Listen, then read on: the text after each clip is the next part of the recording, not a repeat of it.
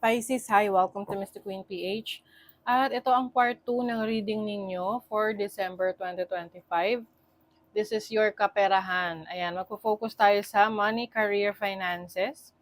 Ano yung energies na parating sa inyo ngayong December 2025. Paalala lang, reading na to ay general reading. So, maaari kayo makarelate, maaring hindi. Just take what resonates.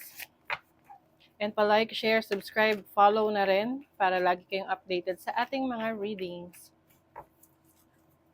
Okay. Pisces, what's up? Ano yung energy for Pisces ngayong December 2025?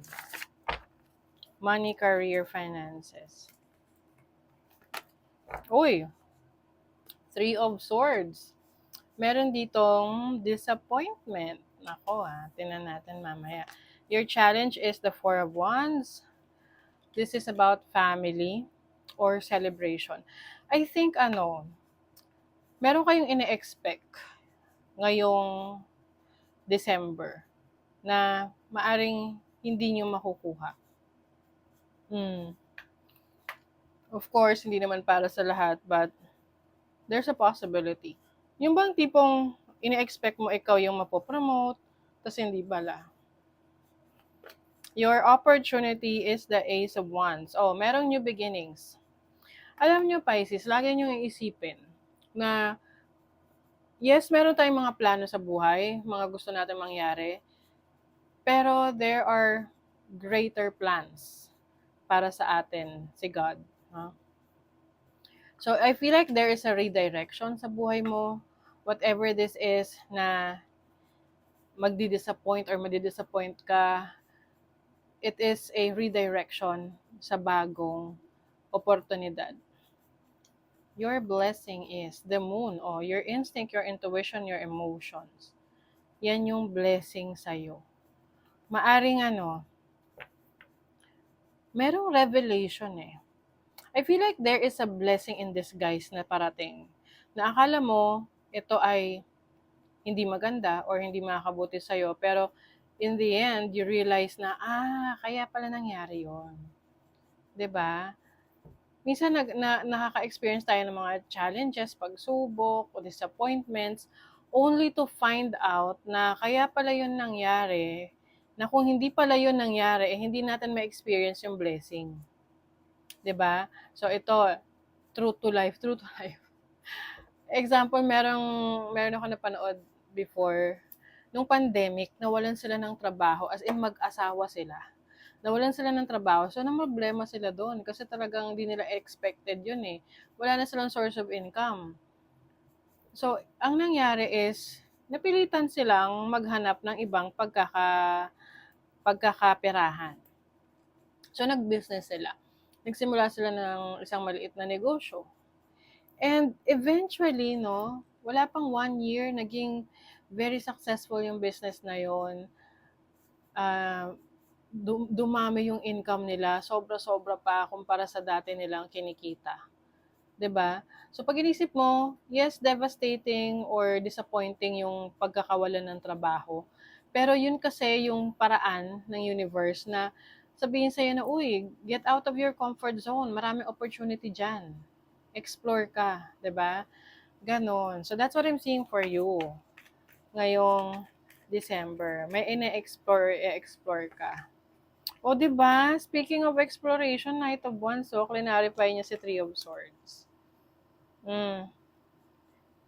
Meron kang ipaglalaban. Ipaglalaban mo yung iyong talents, yung skills mo, or meron kang finally na gagawin na magte-take action ka na kasi hanggat hindi mo yan sinusubukan, lagi lang yan nasa isip mo na what if ganito, what if ginawa ko, 'di ba? You will finally take a risk. Aalis ka na sa comfort zone mo, Pisces. Siyempre kapag hindi natin yan comfort zone, hindi yan familiar sa atin, nakakatakot, 'di ba? Pero andyan din yung pagkakataon na or oportunidad na may malaman ka, matuklasan ka, mapaunlad mo yung sarili mo. What is the Four of Wands? The Five of Pentacles. The challenge here is yung finances, pwedeng supporta ng family, supporta ng tao na alam mong andyan dapat para sa'yo, pwedeng mawala yon, no? Mawala yung suporta na yon. Kaya disappointing sa'yo. Kaya nga ito yung time na pinapalakas yung loob mo na to be more independent, to be on your own, to be self-sufficient and self-reliant. Kasi alam nyo, sa totoo lang, mahirap yung umaasa tayo sa iba. Oo, real talk. Kasi paano kung itong inaasahan natin biglang wala na, ayaw na niyang magsuporta or biglang nawala na siya. 'Di ba? Paano na tayo? So, ito yung pagkakataon ninyo na mas mag-explore ng inyong capabilities. What is the Ace of Wands? The Five of Swords. You have the opportunity to be more competitive. Merong mga tao na isi-second guess ka, parang i-underestimate yung kakayanan mo. Pero may oportunidad ka ngayon na ipakita yung totoong galing mo. What is the Moon? The Devil. The Devil is about unhealthy habits. I think you will finally realize na meron kang mga unhealthy habits, mga bagay na alam mong hindi nakakabuti para sa pagpapaunlad ng sarili mo, ng pera mo. Pwedeng yung iba sa inyo may bisyo. Tapos instead na maiipon nyo na yung pera, nagagastos nyo pa sa mga bagay na hindi naman makakabuti sa inyo. 'Di ba? So you will finally realize kung ano yung mali or ano yung kailangan yung ayusin or improve sa sarili ninyo. Siyempre, at the end of the day, ikaw pa rin ang may hawak niyan. Ikaw magde-decide. 'Di ba? Kung ready ka na. Mahirap naman ipipilit mo tapos babalik ka rin lang, no? Doon sa unhealthy habit na 'yon. Kapag ready ka na. Guide. This is about guidance, divine guidance. You are divinely guided, Pisces. Meron kang very strong connection to the spirit realm. Nakakabulol. Spirit realm. Realm. Okay. Yung iba, maaari ring may nagbabago sa perspective mo sa buhay. Mas lumalawak yung pananaw mo. Ancestors, which is about your past. Pwedeng meron kang malalaman or matutuklasan about your family in the past na significant sa present moment mo ngayon. Magic. Raven. Uy, yung iba sa inyo, Pisces, you are gifted. Spiritually gifted. You are here to help the collective, to heal the collective. Part ng ng mission mo sa mundo. Maaring ikaw ay healer.